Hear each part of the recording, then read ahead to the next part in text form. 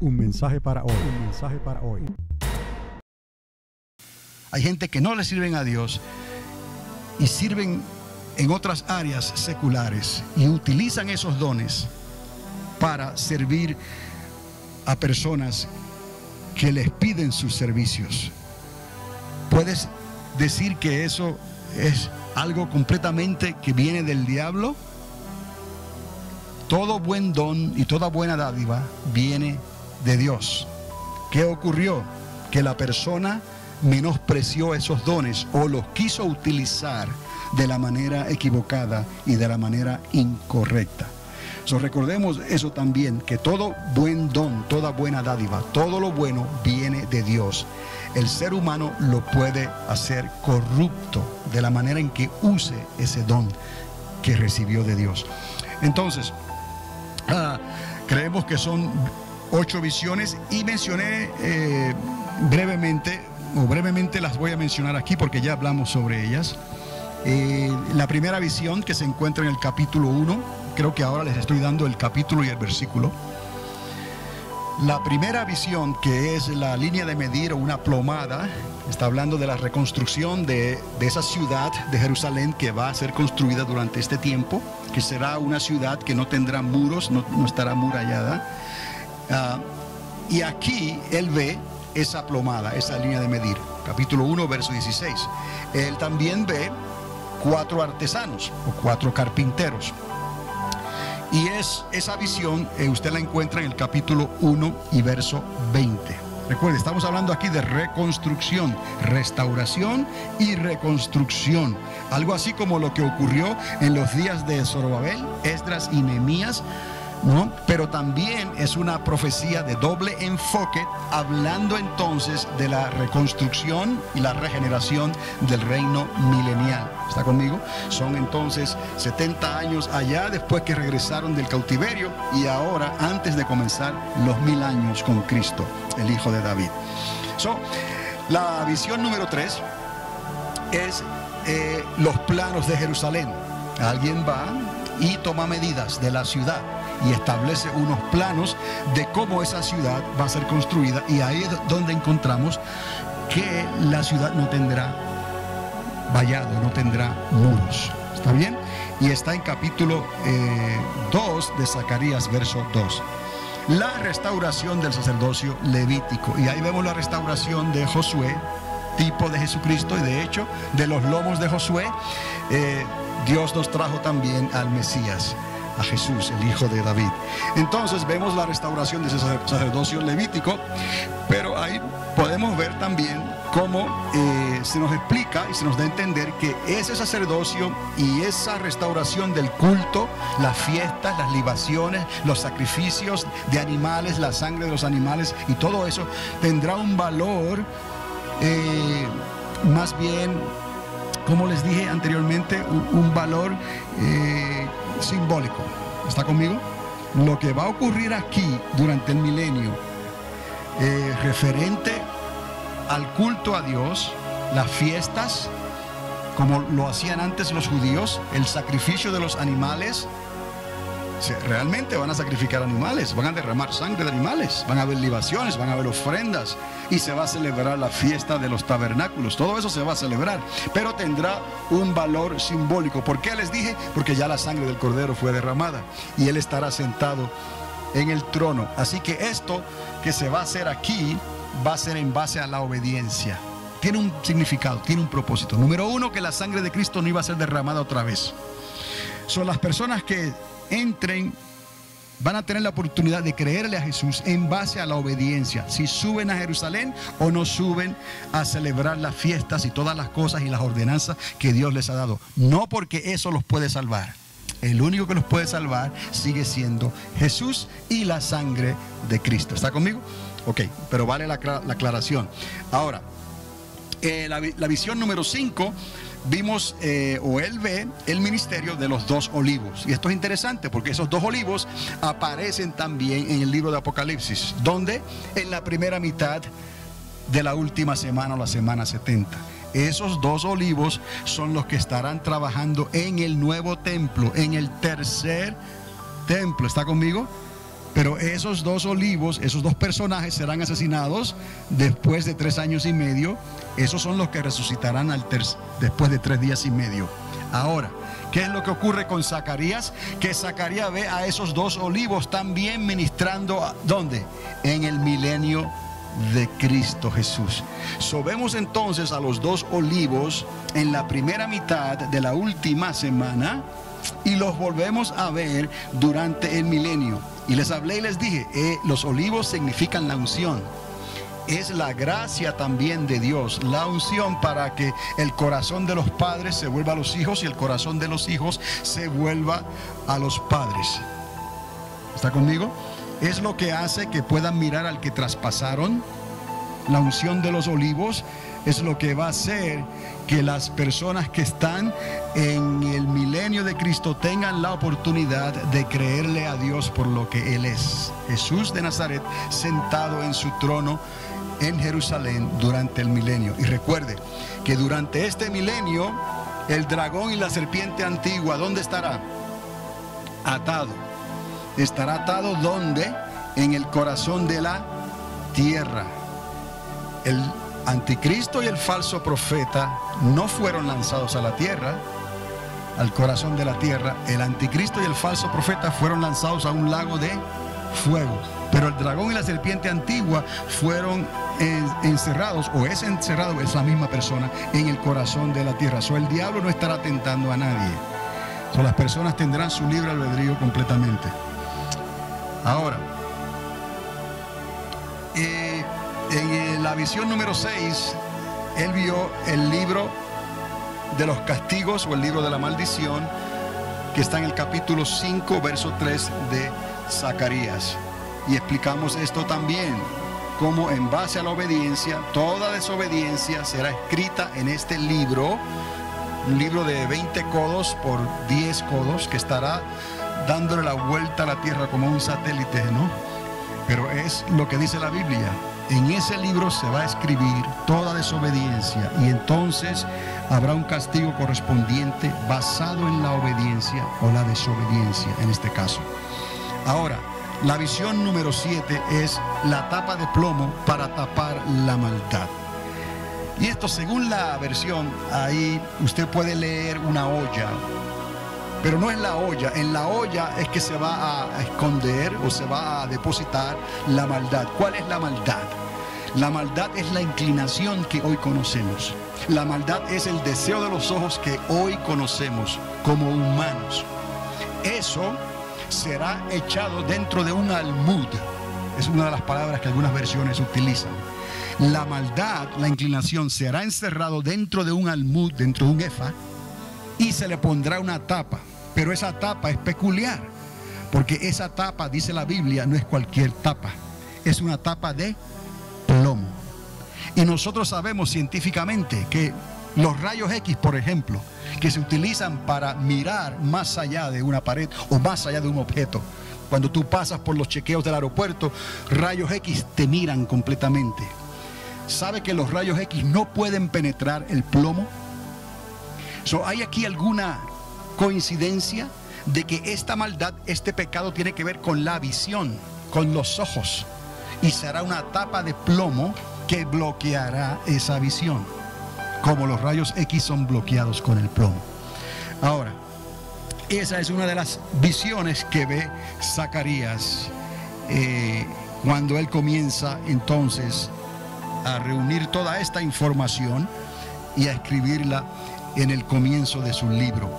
La número 7, la tapa de plomo para tapar la maldad, capítulo 5, versículo 7 y versículo 8. Hay algo más con esta declaración que él hace aquí, porque esa maldad será llevada al desierto y alguien le va a construir un templo, y al final del milenio algo va a ocurrir, y entendemos entonces que cuando el diablo sea suelto por breve tiempo al final del milenio, entonces esto tiene sentido, que se le haya hecho un templo a la maldad y se haya puesto ahí, porque esa tapa será destapada una vez más al final del milenio. Ahora, lo más importante es la última visión. Vemos entonces, él vio que el Espíritu de Dios finalmente reposó. Esto es lo que va a traer la paz en ese reino milenial. El Shalom, Shalom, que viene de Dios y que solo Dios puede dar, será durante ese milenio, porque el Espíritu de Dios finalmente reposó. Y eso lo encuentra en el capítulo 6 y el versículo 8. Entonces, ahora podemos mirar aquí cómo se prepara el ministerio, si lo podemos decir, que va a manifestarse durante esos 1000 años de regeneración. Tenemos un rey y tenemos un sumo sacerdote, pero en esta profecía que ve Zacarías, él ve a Josué y él dice y escribe que de los lomos de Josué saldrá el renuevo. Yo quiero que usted ahora entonces ate los cabos, que ese renuevo no es otro que el Hijo de David. Ese renuevo no es otro que Jesucristo. Y también se identifica como la piedra angular. Esa piedra angular que desecharon los edificadores ha venido a ser cabeza del ángulo, dice la palabra. Pedro, el apóstol, identifica a Jesucristo como la piedra angular. Solamente quiero que note esta observación, porque lo encontramos aquí en Zacarías capítulo 6, del 11 al 13. Profecía sobre Josué, hijo de Josadac, sumo sacerdote al ser coronado. De tus lomos saldrá el renuevo. Ahí está la profecía. Y ese renuevo es Cristo, el deseado, aquel que edificaría el cuarto y último templo en Jerusalén durante el milenio, que conocemos será tiempo de regeneración, y que los judíos lo identifican o lo identificarían con la restauración del reino a Israel, que fue la pregunta que le hacen los discípulos en el Monte de los Olivos antes de que él iba a subir. Ellos le preguntaron al Señor, en el libro de los Hechos, ahí lo encontramos: Señor, ¿restaurarás el reino a Israel en estos días? Ahí es donde el Señor le dice: muchas cosas más tienen que suceder, nos toca a vosotros saber esa fecha. Así que en estos versículos hacemos la conexión de ese ministerio que va a llevarse a cabo durante esos 1000 años. Por eso es que se va a reactivar entonces la segunda reactivación o activación del sacerdocio levítico.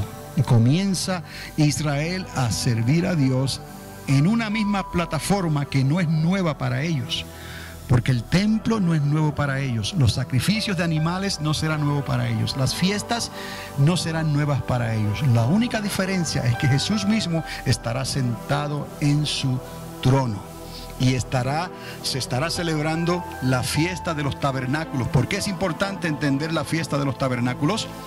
Porque la fiesta de los tabernáculos es para todas las naciones. Eso también nos enseña a nosotros que durante el milenio no solo será repoblado con los hijos de Jacob, sino con las descendencias de las naciones, los mansos, los humildes, los que esperan en Dios, que heredarán la tierra. 1/3 parte es lo único que quedará de los 7 billones de habitantes que hay actualmente en la tierra. Por eso el tiempo de servir a Dios es hoy, no esperar a mañana, que no le está prometido a nadie o garantizado. Ahora, ya en el capítulo 7, que no se menciona aquí, más adelante se menciona, es donde él habla sobre el ayuno que él rechazó, porque no era un ayuno con misericordia y con amor, pero ellos estuvieron ayunando durante esos 70 años y Dios los reconoció. Él reconoció esos ayunos durante esos 70 años que estuvieron presos, o en cautividad, mejor dicho, en Babilonia. Pero ese no es el ayuno que él está buscando. Él está buscando otro tipo de ayuno. Entonces, del capítulo 8 al capítulo 13 de Zacarías, las profecías hablan sobre el tiempo mesiánico hasta el tiempo de... son profecías mesiánicas hasta el tiempo de Cristo. Él está profetizando desde el tiempo de la restauración, desde que salen de Babilonia y se restaura el templo otra vez y la ciudad hasta que nace el Mesías. El capítulo 8 al 13 de Zacarías habla desde ese tiempo presente para ellos hasta el tiempo en que nace el Mesías en Belén. El capítulo 14, entonces ahí las profecías hablan del retorno del renuevo. ¿Quién es el renuevo? Cristo. El retorno de Cristo sobre el monte de los olivos y el comienzo de la regeneración. Esto está preparando aquí la plataforma para que la iglesia pueda entender dónde estamos nosotros en estos tiempos. El profeta habló de esa restauración, habló del Mesías que iba a nacer, pero también habló de esa restauración que iba a ocurrir cuando Jesucristo, el renuevo, regresara y pusiera sus pies sobre el monte de los olivos. Y ya de ahí en adelante es cuestión del valle de la decisión, y de ahí a Armagedón, y de ahí al conflicto final, y los primeros 7 años va a ser para limpiar la tierra. ¿Me están entendiendo? Porque eso es lo que dice la Escritura. Entonces eso también confirma que el conflicto de Armagedón, si es un conflicto nuclear, va a contaminar la tierra. Y no es nada raro que se tarde 7 años en purificar y en limpiar la tierra después que hubo un conflicto quizás nuclear, quizás químico o biológico, ¿no? Entonces todo esto tiene sentido y se está acomodando. ¿Qué es lo que está haciendo Zacarías? Nos está preparando para que podamos entender cómo es que todo esto va a ocurrir y en el orden y la secuencia que va a ocurrir, para que el pueblo de Dios sepa, como los hijos de Isaacar, el tiempo que estamos viviendo. Y así como ellos se esforzaron por establecer al rey David, David-Melech, nosotros hagamos lo mismo, porque sabemos que el hijo de David viene a esta tierra y pondrá sus pies sobre el monte de los olivos. Hay una transición, hay una puerta. También podemos decir, estaremos y no estaremos brevemente, y luego estaremos otra vez. ¿Me explico? En un momento dado no estaremos más. Regresaremos en breve y entonces estaremos con Él por la eternidad. Pero hay un milenio que estaremos ministrando juntamente con Él sobre las 12 tribus de Israel y sobre las naciones que heredarán la tierra. Entonces, el capítulo 7, cuando Él les habla de ese ayuno, en realidad Él les está explicando al Señor la razón por cual ellos fueron al destierro.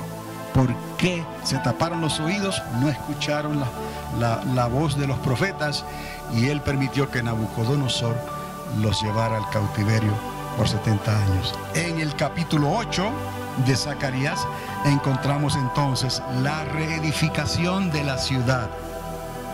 Y ahí entendemos que el propósito de Dios también es restaurar las dos casas, la casa de Judá y la casa de Efraín, la casa de Israel.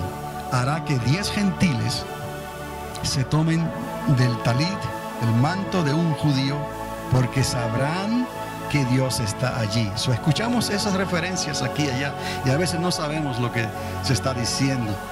Cuando usted escuche de esos que se van a tomar del borde del manto de un judío, 10 gentiles, es durante ese milenio, durante ese 1000 años de regeneración, cuando las dos casas serán restauradas. Y el nombre que se dirá en ese entonces, cuando usted escuche Jehová Shammah, es que Dios está allí. Ahora, el capítulo 9 entonces habla del conflicto que se va a llevar a cabo en Armagedón. Él velará con sus ojos y vendrá oficialmente como rey en la segunda y última oportunidad.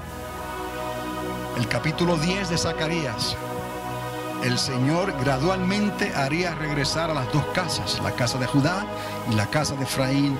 Y ya sabemos, gradualmente, desde el 1948 para acá, para pronto pastorearlos otra vez. Después de 70 años, tal vez, lo sabremos cuando Israel cumpla sus 70 años. Entonces, silbará el Señor en esos días, porque es lo que dice el profeta, que Él silba, le silba a sus ovejas, como silban los pastores, ¿no? La hermana Mary estaba predicando sobre eso, ¿no? Y el profeta escucha ese silbido, donde Jesús le silba a los hijos de Jacob, y ellos le oyen, escuchan su voz, y mirarán al que traspasaron, y creerán, y sufrirán como el que pierde al unigénito, ¿no? ¿Por qué? Porque se darán cuenta. La unción de los dos olivos los ayudará para que el corazón de los hijos se vuelva a los padres, el corazón de los padres se vuelva a los hijos, y comience una restauración tan deseada de parte de Dios. Y también aquí hay algo que menciona Zacarías, y es que ellos van a cruzar el mar de angustia. Esa es la grande tribulación. Ese es el día de angustia de Jacob. Esos 42 meses, 3 años y medio de esa grande tribulación. El día de angustia de Jacob. En esos días. Esa escritura usted la puede encontrar en Jeremías capítulo 30, verso 7. Cuando se habla de que cruzarán el mar de angustia. El capítulo 11 de Zacarías se habla que el Señor abrirá sus puertas. Y he aquí contra el Líbano. Y usted sabe que el Líbano es la parte al norte de Israel. Las puertas del Señor golpearán las puertas del Líbano cuando comience esta restauración. Será el tiempo de la restauración de los dos callados. Usted encuentra la mención de los dos callados en el capítulo 11 de Zacarías. Se habla del callado de gracia y el callado de ataduras. Está hablando de la... Un mensaje para hoy. Un mensaje para hoy.